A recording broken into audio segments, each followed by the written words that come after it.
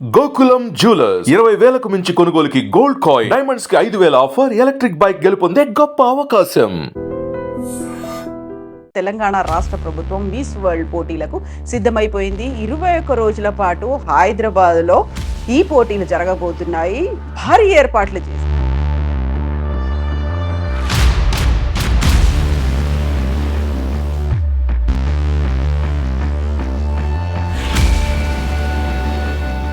తెలంగాణ అంటే కూడా తెలియదు, హైదరాబాద్ కూడా తెలియని ప్రాంతాలు చాలా ఉన్నాయి. ఫార్ములా ఈ కార్ రేస్ పెట్టినప్పుడేమో దాన్ని మీరు క్రిటిసైజ్ చేశారు. అన్ని కోట్లు ఎందుకు ఖర్చు పెట్టాలి అన్నారు. దాంతో టూరిజం డెవలప్ అవుతుంది, దాంతో పరిశ్రమలు వస్తాయంటేనేమో మీరు యాక్సెప్ట్ చేయలేదు. అందాల పోటీ వల్ల పరిశ్రమలు వస్తాయి, టూరిజం డెవలప్ అవుతుందని మీరు ఎలా చెప్తారు? ఈ చూసే కోణం ఏతుందో రాజకీయ కోణంలో చూస్తే ఒక రకం కనపడుతుంది. 200 కోట్లు కాదా? అసెంబ్లీ సాక్షి. ఇప్పుడు సీఎం రేవంత్ రెడ్డి ఒక మాట చాలా క్లియర్గా చెప్పారు. తెలంగాణ ఖ్యాతిని విశ్వవ్యాప్తం చేస్తాము అన్న రోజే నన్ను కోసినాకని ఇంతకు మించి నేనేం చేయలేను. రాష్ట్రం అప్పులో ఊబిలో ఉంది. నేను బ్యాంకులకు వెళ్తే కూడా అప్పు ఇవ్వడానికి వెనకాడుతున్నారు. అపాయింట్మెంట్లు దొరకట్లేదు. చెప్పులు ఎత్తుకుపోయే దొంగలాగా భావిస్తున్నారు. ఇవన్నీ అన్న తర్వాత సీఎం ఒకే రోజు అన్నప్పుడు కాంట్రాస్ట్ అనేది కనిపిస్తోంది కదా. మన దగ్గర డబ్బులు లేవనే పరిస్థితి కనిపిస్తోంది, మనకు అప్పులు దొరకట్లేవు, ఆర్థిక సంక్షోభంలో ఉన్నామనుకున్నప్పుడు ఇంత పెద్ద ఎత్తున అంతర్జాతీయ స్థాయిలో 3,000 మందికి పైగా మన దగ్గరకు వస్తున్నారు. 21 రోజుల పాటు మనమే హోస్ట్ చేస్తున్నాం. అంత ఖర్చు అవుతుంది, అవసరమా? ఎందుకు ఆ మాట మాట్లాడే ముఖ్యమంత్రి గారు అంటే తుమ్మల నాగేశ్వరరావు గారు మరో సీనియర్ మంత్రి కూడా చెప్పినటువంటి ఒక మాట, ఉచితాలని తగ్గించుకోవాలి. ఎన్ని ఉచితాలు ఇచ్చినా, ఎన్ని సంక్షేమాలు ఇచ్చినా దేని ఖర్చు పెడతా ఉంటారు.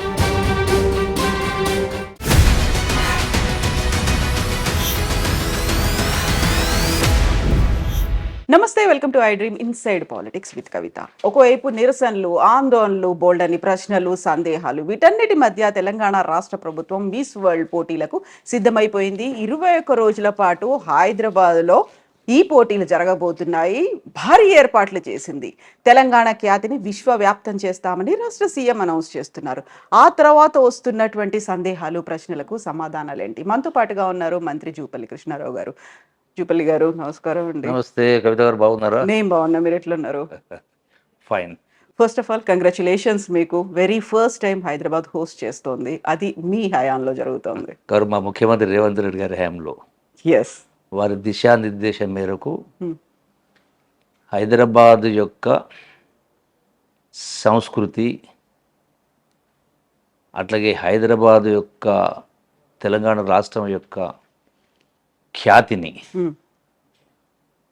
భిన్నత్వంలో ఏకత్వం. హైదరాబాద్ అంటేనే కాస్మోపాలిటన్, వివిధ రాష్ట్రాల వాళ్ళు, వివిధ మతాల వాళ్ళు కలిసి జీవిస్తున్నటువంటి తెలంగాణ రాష్ట్రం.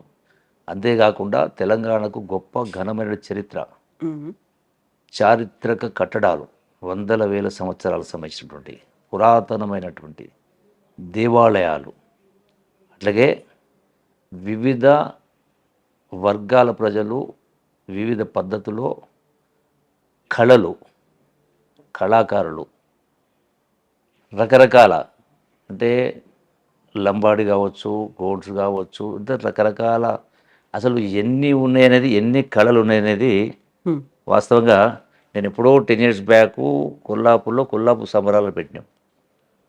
కేవలం కొల్లాపూర్ నియోజకవర్గంలో ఉన్నటువంటి కళాకారులు మాత్రమే ఆహ్వానించాం. అసలు నేను ఆశ్చర్యపోయిన, అసలు పేర్లే నాకు తెలియదు. అంటే ఇన్ని రకాల కళలు ఉన్నాయా, ఇన్ని రకాల కళాకారులు ఉన్నారా అనేది, జానపద కళారూపాలన్నీ ఉన్నాయా? అటువంటిది ఒక నియోజకవర్గ పరిధిలోనే ఆ స్థాయిలో ఉంటే, తెలంగాణ రాష్ట్రంలో చూడదగ్గవి, వినదగ్గవి, చూసి తరించాల్సిన ఎన్నో ఉన్నాయి. సో అందుకని దానికి తోడు తెలంగాణ రాష్ట్రం కొత్త రాష్ట్రం. నేను ఈ మధ్యకాలంలో ఈ టూరిజం ప్రమోషన్లో భాగంగా అమెరికా వెళ్ళినాను, అట్లాగే దుబాయ్ కావచ్చు, థాయిలాండ్ కావచ్చు, రకరకాల దేశాలు పోయినప్పుడు తెలంగాణ అంటే Telangana, where is this Telangana అనేటువంటి పరిస్థితి ఉన్నది. అంటే హైదరాబాద్ అన్న కొంత తెలుసు, కానీ తెలంగాణ అంటే చాలామందికి తెలియదు. దానికి తోడు హైదరాబాద్ ప్రపంచంలో సుమారుగా 200 దేశాలు.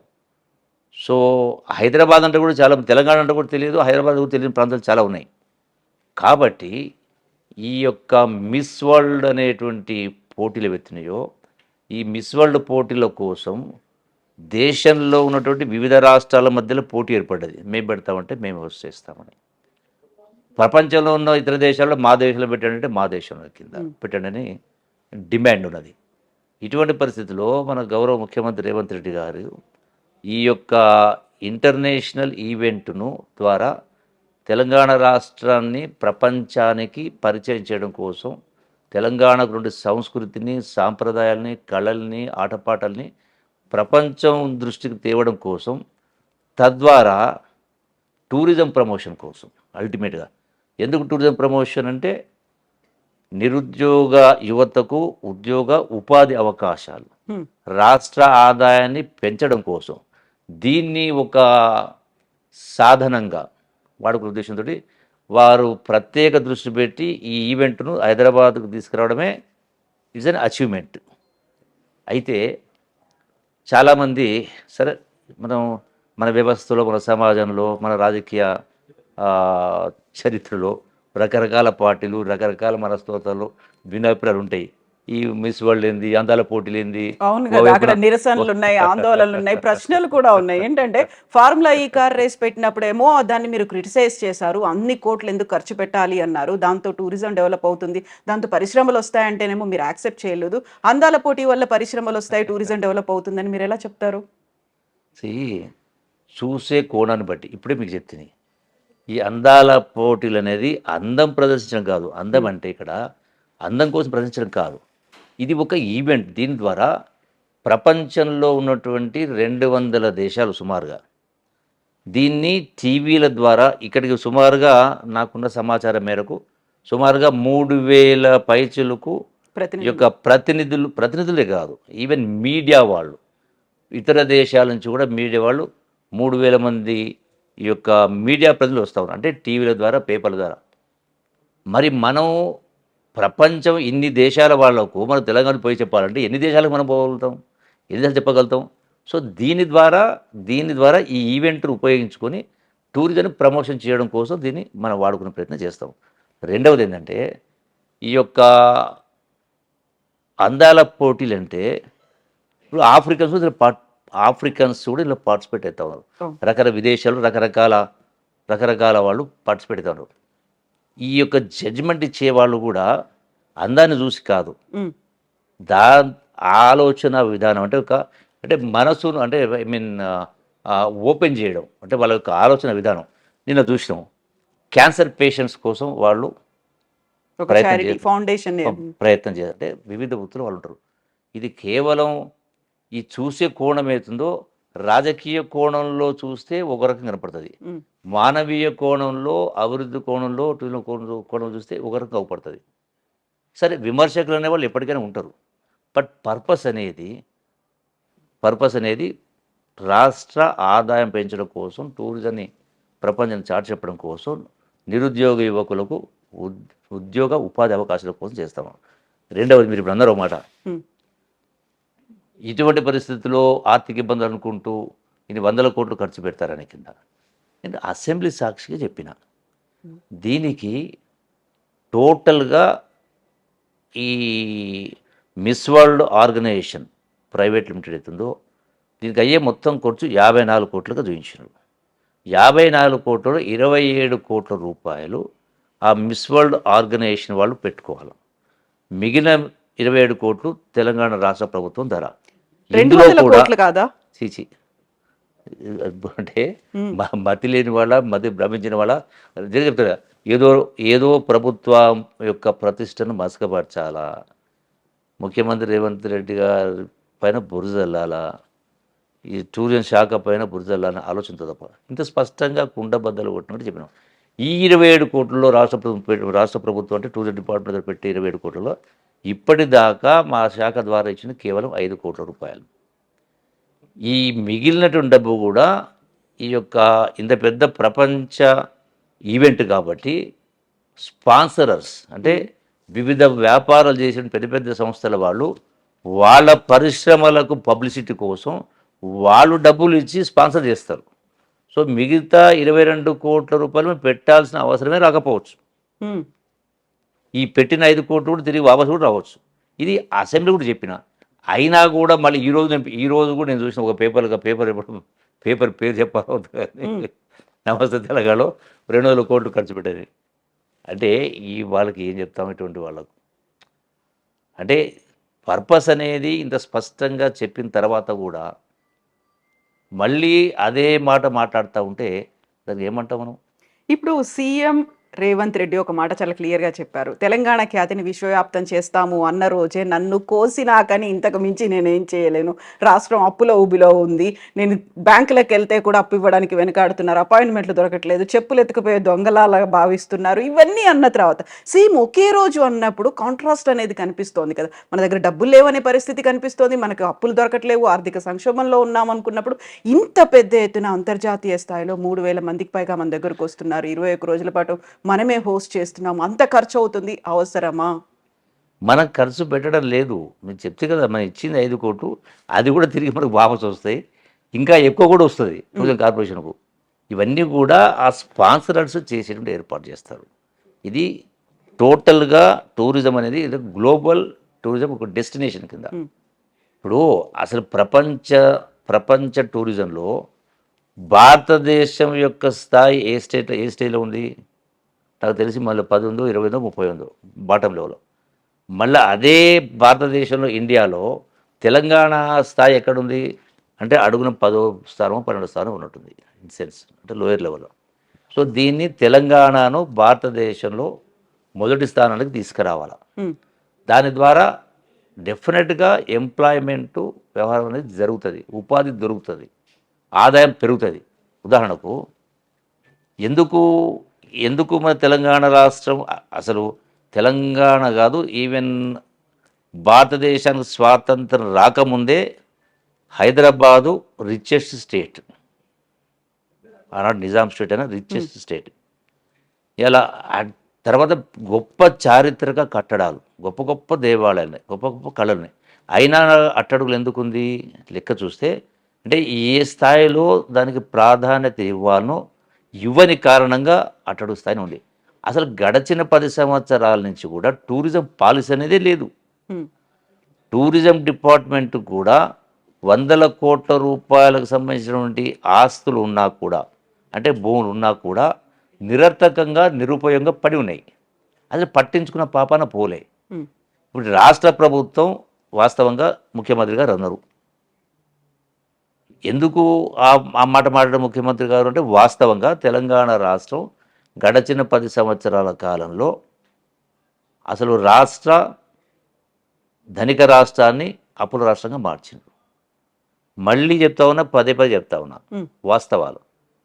65 సంవత్సరాలు పరిపాలించినటువంటి కాంగ్రెసు, తెలుగుదేశం పార్టీలు 21 మంది ముఖ్యమంత్రులు పరిపాలన చేస్తే ఈ రాష్ట్రం పైన ఉన్న అప్పు సుమారుగా 64,000 కోట్ల రూపాయలు. ఒక ముఖ్యమంత్రి కేసీఆర్ 10 సంవత్సరాల పరిపాలనలో 7,30,000 కోట్లు, రెండు కలిపి 8 లక్షల కోట్లు అయింది. ఆనాడు నెలకు 600 కోట్ల రూపాయలు వడ్డీ కంతులు ఇన్స్టాల్మెంట్ కడతా ఉంటే ఇలా నెలకు 6,800 కోట్ల రూపాయలు ఏంటంటే 10 టైమ్స్ పెరిగింది. అంటే ఈ ఉన్న పరిస్థితిలో మార్గాలు ఏంది? ముఖ్యమంత్రి గారు చెప్పింది వాస్తవమే. అంటే ఈ స్థాయి నుంచి అంటే అట్టడుగు స్థాయికి తీసుకుపోయినటువంటి ఆర్థిక పరిస్థితి పైకి తీసుకురావాలంటే రకరకాల మార్గాలు అన్వేషించాలి. సో అందులో ఇది కూడా ఒక భాగమే.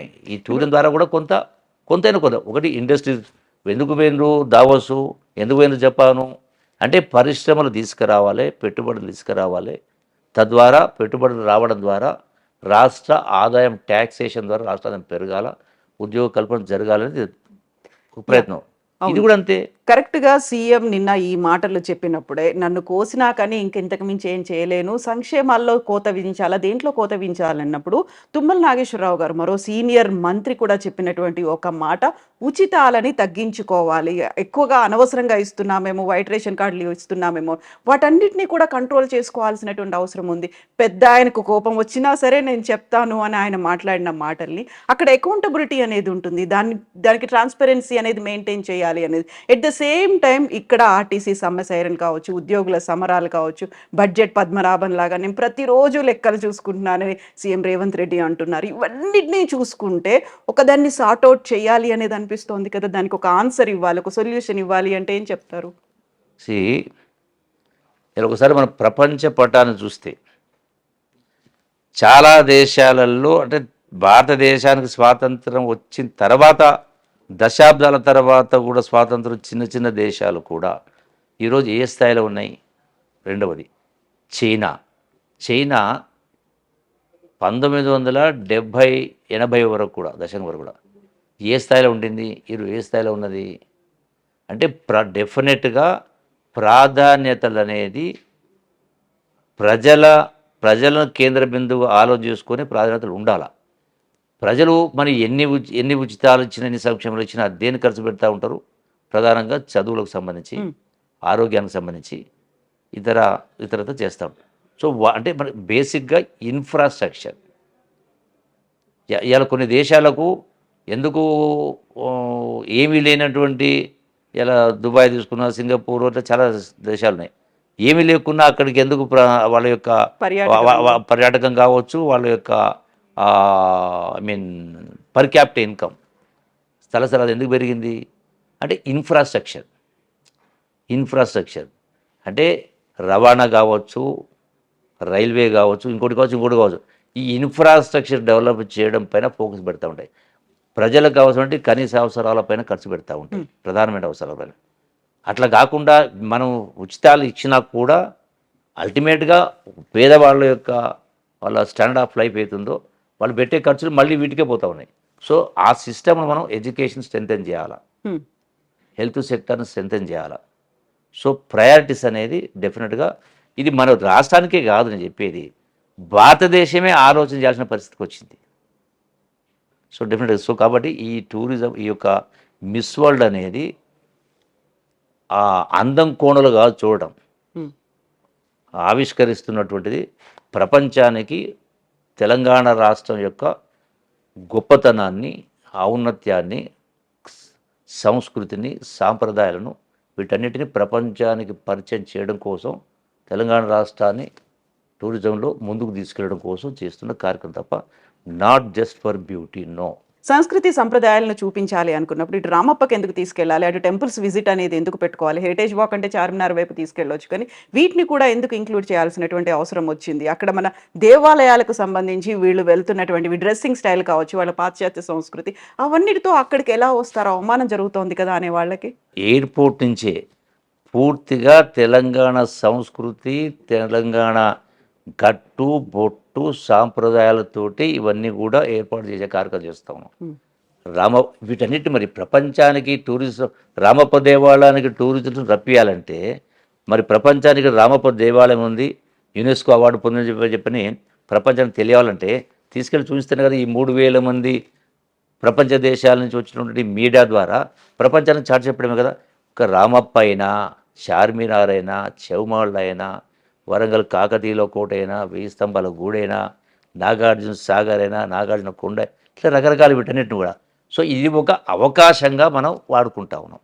ఇంకోటి ఏంటంటే మనకి మీరు హెరిటేజ్ వాక్ అని పెడుతున్నారు, టూరిజం క్లస్టర్స్ అనేవి ఉన్నాయి, వీటన్నిటిలో భాగంగా ప్రధానంగా వాళ్ళకి హ్యాండ్లూమ్ని షోకేస్ చేయడానికి పోచంపల్లి దాకా తీసుకెళ్తామన్నారు. బట్ 2 days బ్యాకే రాజన్న సిరిసిల్లలో కూడా ఒక హ్యాండ్లూమ్ వర్కర్ సూసైడ్ చేసుకొని చనిపోయాడు, అప్పుల ఊబి ఉంది. ఫస్ట్ వాళ్ళ మీద ఫోకస్ పెట్టేసి వాళ్ళకు ఉన్నటువంటి కష్టాలు తీర్చి అప్పుల కోసం వాళ్ళకి సంక్షేమ పథకాలు ఇవన్నీ అమలు చేయకుండా వీళ్ళతో వస్తున్నటువంటి ప్రపంచ దేశాల సుందరీమణులతో పోచంపల్లి చీరలు కట్టించో లేకుంటే వాళ్ళని అక్కడ తీసుకెళ్లడం వల్ల లాభం ఉందా? ఇక్కడ బేసిక్గా ఉన్నటువంటి వీళ్ళ కష్టాలు ఏంటి? వాళ్ళకి ఏ విధంగా ఎందుకు కష్టాలు వచ్చినాయి అంటే డెఫినెట్గా వాళ్ళు తయారు చేసినటువంటి చేనేత వస్త్రాలకు కొనుగోలు లేని కారణంగా, డిమాండ్ తగ్గిన కారణంగా పరిస్థితి వచ్చింది. సో వాళ్ళు దాని నుంచి బయట వేయాలంటే వీళ్ళు పోయిన వాళ్ళు కొనుగోలు చేస్తారు. వాళ్ళు కొనుగోలు చేసిన చూసి ప్రపంచవ్యాప్తంగా వాళ్ళ యొక్క ఉత్పత్తులకు డిమాండ్ క్రియేట్ చేయడం. రెండవది అక్కడ ఆ చేనేత కార్మికులు సూసైడ్ అనేది జరిగింది అంటున్నారో, ఇది దశాబ్ద కాలంగా వస్తున్నటువంటి విధానాల కారణంగా ఈ ప్రభుత్వం వచ్చిన తర్వాత ఇప్పటికే నాకు తెలిసి సబ్జెక్టు కరెక్షన్, చేనేత కార్మికులకు సంబంధించినటువంటి ₹1,00,000 రుణమాఫీ కూడా చేసినట్టుగా మనం already I think is already declared. So ఈ 21 days హెక్టిక్ షెడ్యూల్స్ ఉండబోతున్నట్టున్నాయి. మొత్తం ఫోకస్ అంతా దాని మీదే ఉంటుందా? మిగతా అవన్నీ కూడా మీకు బోల్డ్ అన్ని డిపార్ట్మెంట్స్ ఉన్నాయి కాబట్టి వాటన్నిటిని ఎలా ట్యాకిల్ చేస్తారు మీరు? అన్నీ మనకి 24 గంటలు ఉదయం 5 తెల్లవారు 5 నుంచి రాత్రి 11 దాకా పనిచేస్తూనే ఉంటాం కాబట్టి ఏది కూడా పెండింగ్ లేకుండా ఇది అది అన్నిటి కలగలిపి మేము 4-5 శాఖల్ని మీరు హ్యాండిల్ చేసుకుంటూ ముందుకెళ్ళాలి. ఫోకస్ అంతా దీని మీద పెట్టడానికి లేదు కాబట్టి. అండ్ తప్పకుండా. బెస్ట్ విషెస్ టు యూ అండి. Thank you so much. ఈసారి మనం elaborate interview after the event చేసుకుందాం మనం. Thank you so thank much. You very much. Thank you. Thank you.